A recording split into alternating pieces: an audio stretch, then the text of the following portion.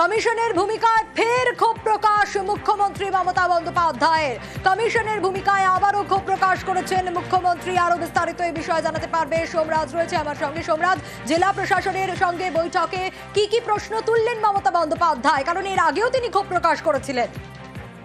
দেখো, জাতীয় নির্বাচন কমিশনের ভূমিকা নিয়ে ফের আর অসন্তোষ প্রকাশ করলেন মুখ্যমন্ত্রী মমতা বন্দ্যোপাধ্যায়। কখনই অসন্তোষ প্রকাশ করছেন যখন আজই রাজ্যের মুখ্য সচিব মনোজ পান্তকে জাতীয় নির্বাচন কমিশন আগামীকাল দিল্লিতে যাওয়ার জন্য বলেছে জাতীয় নির্বাচন কমিশনের সদর দপ্তরে, তখনই জেলা শাসক পুলিশ সুপারদের নিয়ে মুখ্যমন্ত্রী মমতা বন্দ্যোপাধ্যায়ের যে বৈঠক মুখ্য সচিব দেখেছিলেন আমাদের পাড়া আমাদের সমাধান নিয়ে, সেই বৈঠকে মুখ্যমন্ত্রী মমতা বন্দ্যোপাধ্যায় বলেন যে আগে তো ওদের অধীনে 3 মাস থাকতো ইলেকশনের সময়, এখন কি ওরা সারা বছর ওদের অধীনে রাখতে চাইছে?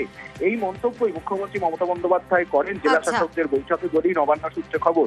এবং তখনই মুখ্যমন্ত্রী মমতা বন্দ্যোপাধ্যায় বলেন জেলা শাসকদের ডেটা এন্ট্রি অপারেটরদের কাজের উপর নজর রাখতে। পাশাপাশি তিনি এটাও বলেন যে রাজ্য সরকারের যে প্রকল্পগুলি চলছে সেই প্রকল্পগুলি কাজে যাতে মন দেন জেলা শাসকরা, বলেই নবান্ন সূত্রে খবর। মুখ্য সচিবকে তলব জাতীয় নির্বাচন কমিশনের। আগামীকাল বিকেল 5টায় তলব দিল্লিতে। 2 ইআরও ও 2 AEROর বিরুদ্ধে এফআইআর ও সাসপেনশনের নির্দেশ।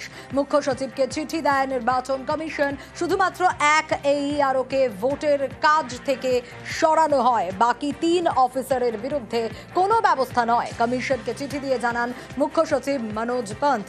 এরপরই রাজ্যের মুখ্য সচিবকে তলব নির্বাচন কমিশনের।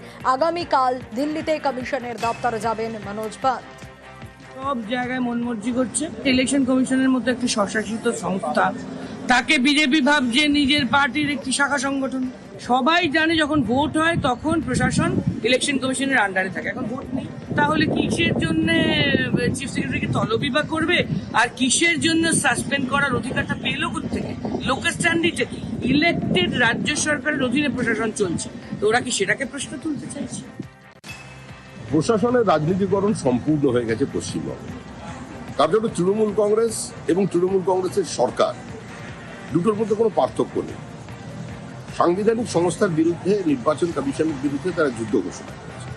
এটা কোনো সুস্থ স্বাভাবিক গণতান্ত্রিক সমাজে আমাদের দেশে কাম্য নয়। আর এসআইআরে সুপ্রিম হস্তক্ষেপ নয়।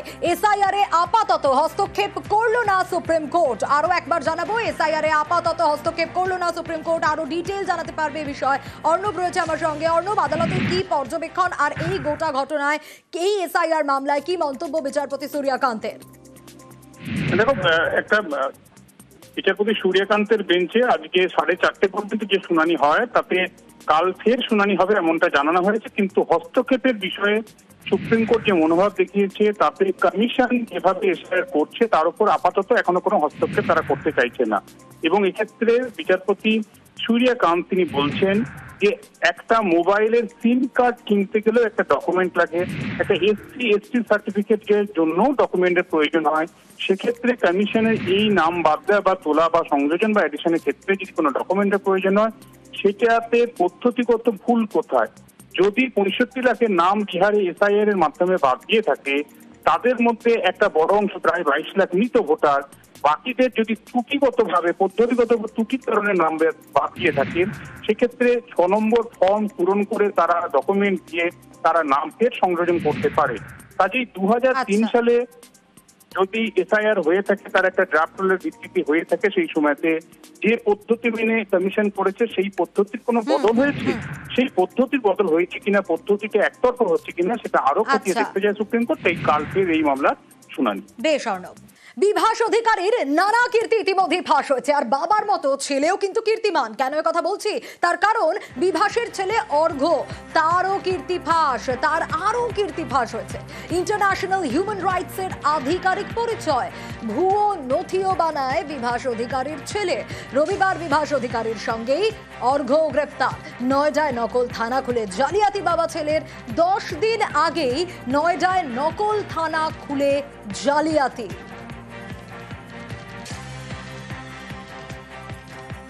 অর্ঘ্য অধিকারী, তার বিরুদ্ধে আগেও অভিযোগ রয়েছে। মাস 3 আগে রামপুরহাট থানায় অভিযোগ। পুলিশ লেখা ও নীলবাতি লাগানো গাড়ি ব্যবহারের অভিযোগ অর্ঘ্যর বিরুদ্ধে। এসআইআরে এককাট্টা বিরোধীরা। বাংলায় একজনের নাম বাদ গেলেও লাখ লাখ লোক নিয়ে নির্বাচন কমিশনের দপ্তর ঘেরাওয়ের হুঁশিয়ারি অভিষেক বন্দ্যোপাধ্যায়ের।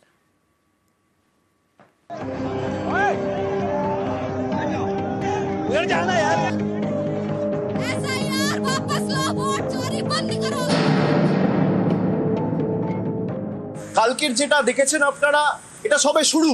বাংলা থেকে একটা মানুষ যার ভোটার লিস্টে যে প্রকৃত ভোটার যদি তার নাম বাদ যায় এবং বিজেপি যদি ভাবে যে মানুষের ভোটাধিকার কেড়ে নিয়ে দেশটাকে আমাদের রাজনৈতিক সম্পদ হিসেবে ব্যবহার করব, আমরা যে ভাষায় বিজেপি বোঝে সেই ভাষায় আমরা জবাব দিতে জানি। বাংলার একটা মানুষের যদি ভোটাধিকার কাড়ে তাহলে 1 লক্ষ মানুষ নিয়ে নির্বাচন কমিশন ঘিরবো, বিজেপির কোনো নেতা বাঁচাবে না। এসআইআর বা ভোটার তালিকার বিশেষ নিবিড় সংশোধন, জানি এখন গরম রাজনীতি। এককাট্টা বিরোধীদের কর্মসূচি ঘিরে সোমবার উত্তাপ বাড়ে রাজধানীর। নির্বাচন কমিশনের দপ্তর পর্যন্ত যেতে না পারলেও টিম ইন্ডিয়ার বিক্ষোভ শোরগোল ফেলে দিল্লির রাজনীতিতে। মঙ্গলবারও এসআইআর এ চড়া সুর অভিষেক বন্দ্যোপাধ্যায়ের।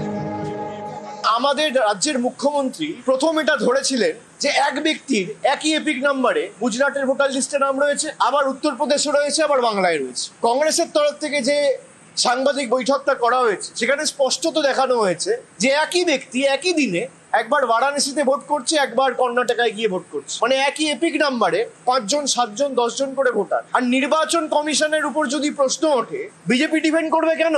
এই এমপি গুলো তো বানের জলে ভেসে আসেনি। সব কটা প্রতিষ্ঠানকে তাদের কৃতদাস এবং তল্পিবাহকে পরিণত করেছে এই বিজেপির সরকার। সোমবার দিল্লিতে নির্বাচন কমিশনের দপ্তর পর্যন্ত যাওয়ার কথা ছিল বিরোধী সাংসদদের, কিন্তু সাংসদদের মিছিল সংসদ থেকে রওনা হতেই আটকে যায় দিল্লি পুলিশের ব্যারিকেডে। সেখানে পুলিশের সঙ্গে সাংসদদের ধস্তাধস্তি। এই ব্যারিকেডের সামনে থেকে আটক করে থানায় নিয়ে যাওয়া হয় বিরোধী সাংসদদের। অসুস্থ হয়ে পড়েন একাধিক মহিলা সাংসদ।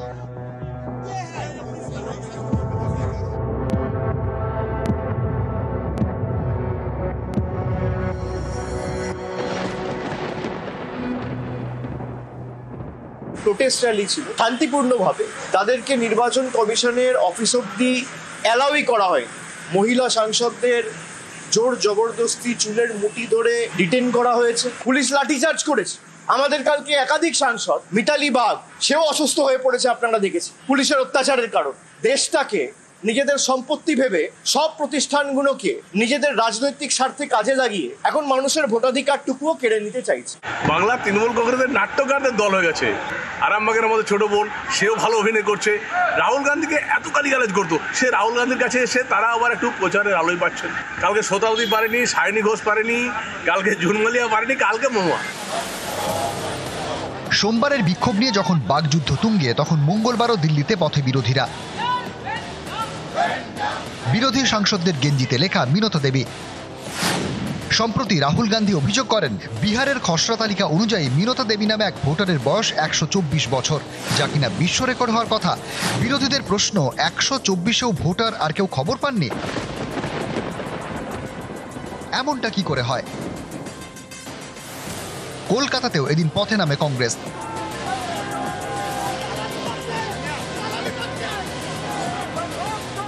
নিউজ 18 বাংলা।